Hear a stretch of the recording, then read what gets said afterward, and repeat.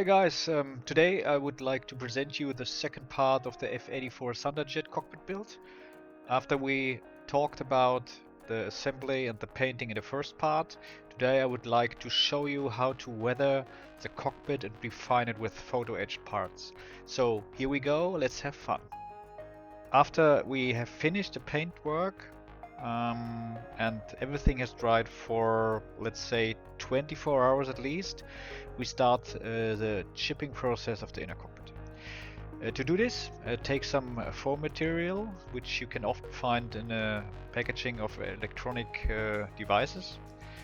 If possible, make sure that the foam is in a fine consistency, or as fine as possible, to keep the chipping to the appropriate scale. We could certainly have worked with chipping liquid here too, but I didn't feel like doing that. As a chipping color, you could either just use a silver color or aluminium, as I show here. Start with a lighter shade of green, in this case AK interior green, and then refine the chipping with silver or aluminium into the green. This gives you a nice texture and also creates a bit more contrast and variety.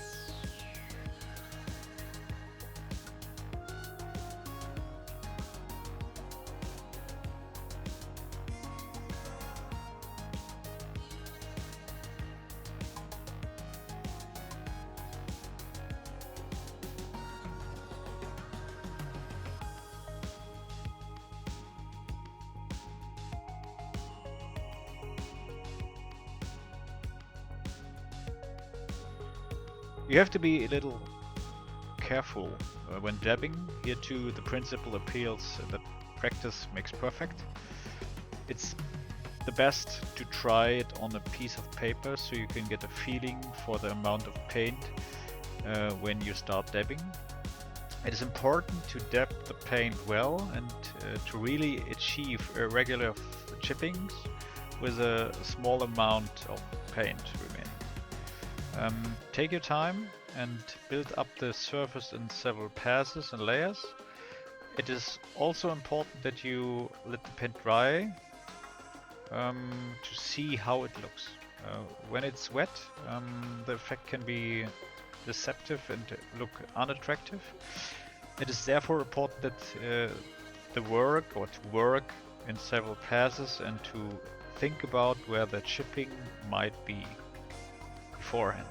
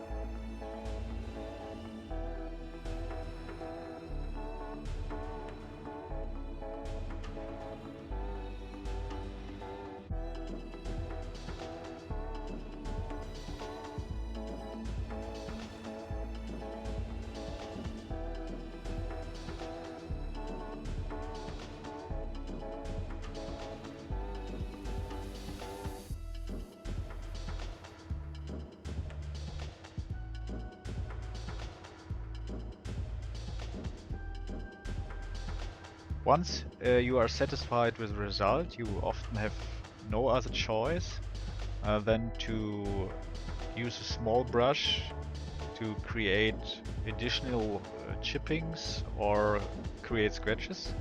I recommend a 5-0 brush at least, and paint that is really well diluted and thinned, but still offers enough coverage. You really have to try this on a old plastic model or maybe a sheet of paper, and also wash out the brush regularly. In my opinion, after every stroke, and it's also important to apply regularly new paint. I'm sure there will be one or two people who will say yes, but it would be much easier with a chipping fluid. That may be, but that's also my model.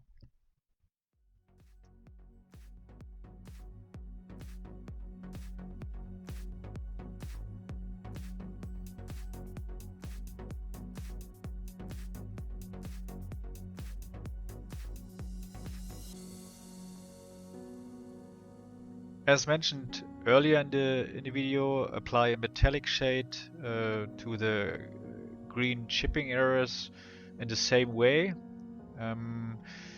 I recommend only using the brush for this so that you do not ruin the previous work. I deliberately decided not to use the dark chipping colors used in tank modeling. Although I should try that next time. Maybe it won't look that bad at all, but that's something for later.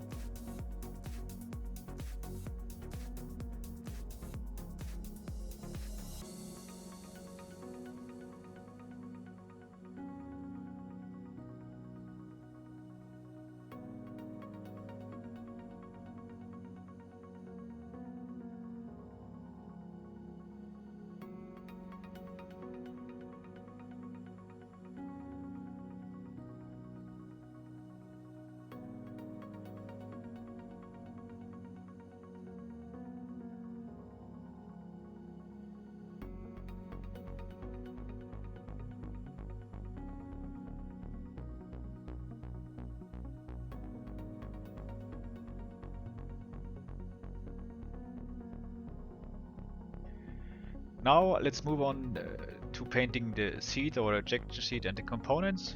It is always a good idea to look on the internet to get an idea how they are colored, because in the 50s there are so many different shades and colors of cockpits. Yeah, it's up to you. In this time, the headrests were often covered in red leather, so I decided to take a strong red color to paint the headrest. To create a little more contrast in the individual areas, it is advisable to work with color gradations. Mix some Iraqi sand within the red to create highlights. For the cables and hoses, I always recommend creating the base with black first and then adding highlights with a desired color.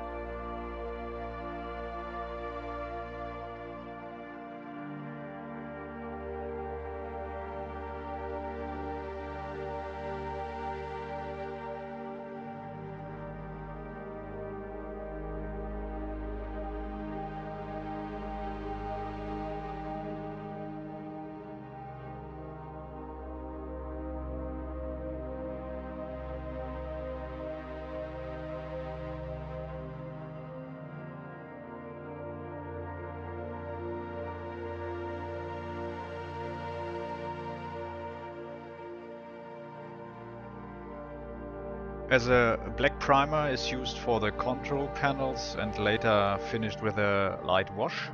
The switches and buttons are painted in colors such as yellow, red, white and silver. Here too you should be patient and take your time just to avoid to correct mistakes too often. I used in this case a size 5-0 brush just to make all the small details available in the cockpit.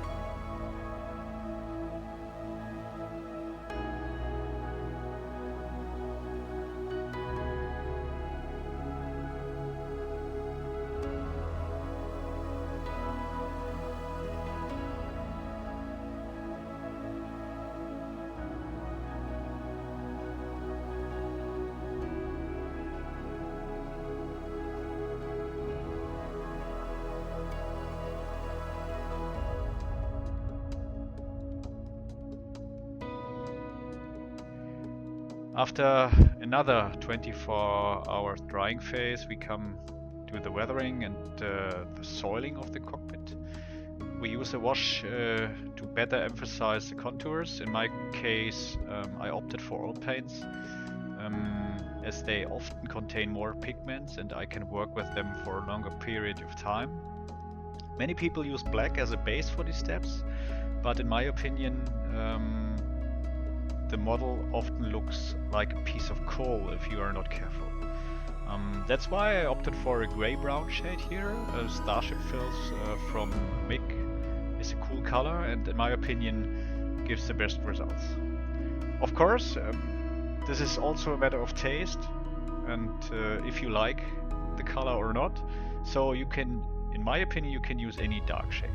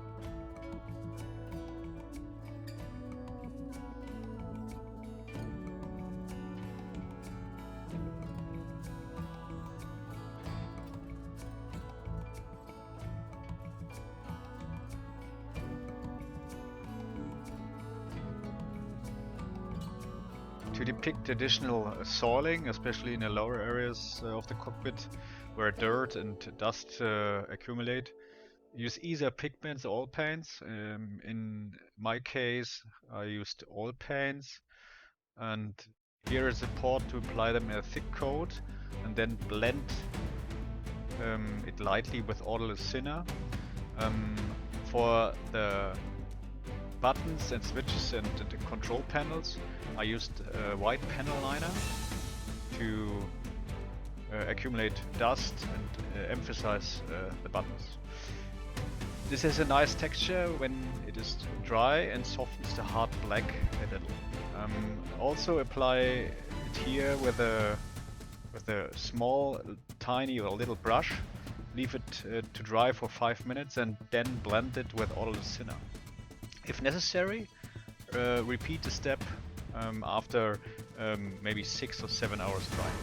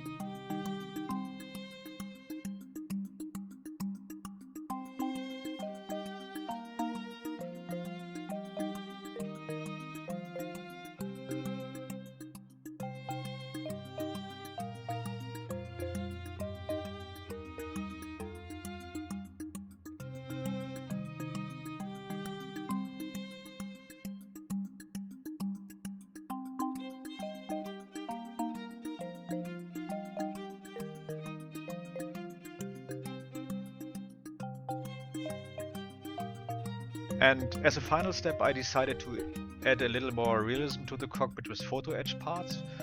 As I already mentioned before, there are unfortunately no more sets from Eduard available for this kit. So I simply bought a set for another model, in this case the F-86 Saber. I think the seatbelts all look similar, so you can't tell the difference there. For the placards, I took a set from the P-51 and customized them for my purposes. In my opinion, they are very nice details that further enhance the cockpit. For the photo etch parts, I always recommend getting the right tools and using bending aids. It just makes it easier to work on them. The parts are glued with super glue and deburred with a small file beforehand. The straps with all the buckles and eyelets were a bit of a challenge, especially as individual parts fly away really quickly and disappear into the nirvana of the craft tool. So be really careful here and don't despair if something doesn't work out. Edge parts are really difficult sometimes.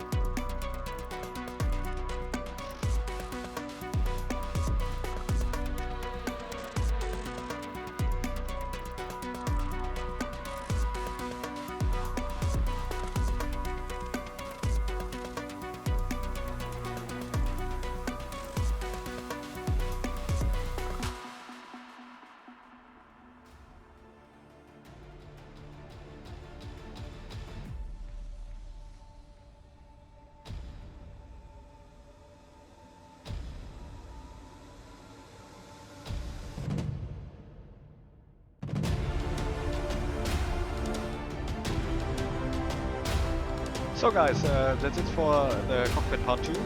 I hope you had fun and enjoyed my video. I wish you a lot of fun in your hobby room and craft room, and happy modeling.